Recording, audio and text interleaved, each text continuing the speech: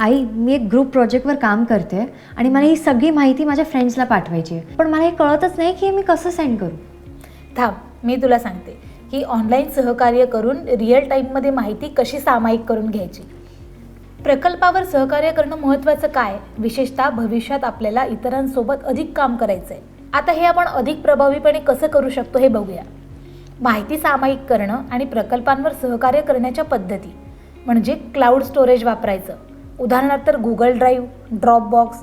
Cloud storage तुम्हाला तुमची file इंटरनेटवर सेव्ह करण्याची सुविधा देतं, ज्यामुळे तुम्ही त्यांना कुठूनही ॲक्सेस करू शकता. उदाहरणार्थ आपण आपले सर्व संशोधन, डेटा आणि प्रेझेंटेशन स्लाइड्स गुगल ड्राईव्हवर स्टोअर करू शकतो. यामुळे आपल्याला ती फाईल कोणत्याही डिव्हाइसवरून मिळू शकते. याचे फायदे काय आहेत, तर तुम्हाला तुमचं काम गमावण्याची भीती नाही आणि तुम्हाला फाईली परत पुन्हा ईमेल करण्याची आवश्यकता नाही. रिअल टाईममध्ये सहकार्य करायचं. उदाहरणार्थ Google Docs, Google Slides, Microsoft OneNote. Real time सहकार्यामुळे आपण एकाच दस्तऐवजावर, स्प्रेडशीटवर किंवा प्रेझेंटेशनवर एकाच वेळी काम करू शकतो. याचं उदाहरण म्हणजे आता समज तू आणि तुझी मैत्रीण गुगल डॉक्स फाईलवर योगदान देऊ शकता, सामुग्री संपादित करू शकता आणि एकमेकांच्या बदलांना त्वरित पाहू शकता. याचे फायदे काय आहेत, तर रिअल टाईम संपादनामुळे टीमवर्क अधिक कार्यक्षम बनते आणि एकाच दस्तऐवजावर अनेक आवृत्त्यांची आवश्यकता कमी होते. ग्रुप चॅट आणि व्हिडिओ कॉल्स. याचं उदाहरण म्हणजे WhatsApp, Google Meet, Zoom, Microsoft Team. सहकार्यता करताना संवाद महत्त्वपूर्ण आहे. आपण ग्रुप चॅट आणि व्हिडिओ कॉलचा वापर विचार चर्चा करण्यासाठी, शंका स्पष्ट करण्यासाठी आणि प्रत्येकाला ट्रॅकवर ठेवण्यासाठी करू शकतो. उदाहरणार्थ आपण झूममध्ये एक मीटिंग घेऊ शकतो, ज्यामध्ये प्रदूषणावर आपले निष्कर्ष चर्चा करू शकतो किंवा त्याच्या अंतिम प्रेझेंटेशनसाठी कल्पना सामायिक करू शकतो. याचे फायदे काय आहेत, तर त्वरित संवाद आपल्याला शंका लवकर निरसन करण्यास मदत करतात आणि सर्वांना एकाच पृष्ठावर ठेवतात. कार्यविभाग आणि प्रगती ट्रॅक करायची, म्हणजेच व्यवस्थित राहण्यासाठी कार्य गटातील सदस्यांमध्ये विभागायचं आणि वेळापत्रक ठरवायचं. ट्रेलोसारख्या ॲप्सचा वापर करायचा आणि प्रत्येक कार्याचे बोर्ड तयार करायचे. नंतर ते पूर्ण झाल्यावर एकदा चेक करायचे.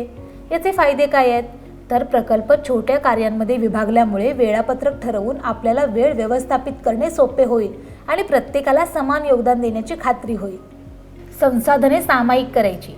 शैक्षणिक प्रकल्पासाठी संसाधने आणि संशोधन सामुग्री सामायिक करणे महत्त्वाचं आहे. आपण गुगल स्कॉलर किंवा रिसर्चगेट यासारख्या वेबसाईटचा वापर करून विश्वासार्ह स्रोत शोधू शकतो आणि सामायिक करू शकतो.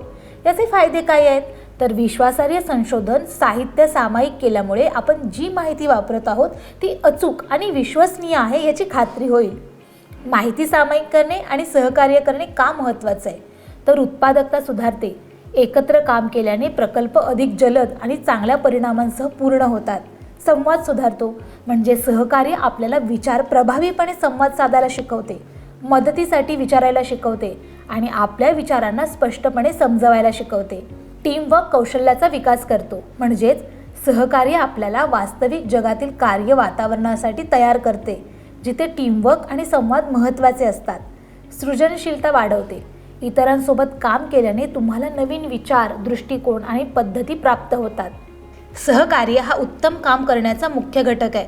ते आपल्याला व्यवस्थित राहण्यास, संवाद सुधारण्यास आणि सृजनशील होण्यास मदत करतात. आणि माहिती सामायिक करून घेणं आपण खात्री करू शकतो की आपण सर्वांनी समानपणे योगदान दिले आणि एकमेकांची मदत केली आहे. धन्यवाद आई. आता ह्या टूल्सचा वापर करून मी ही माहिती माझ्या फ्रेंड्सला पाठवते.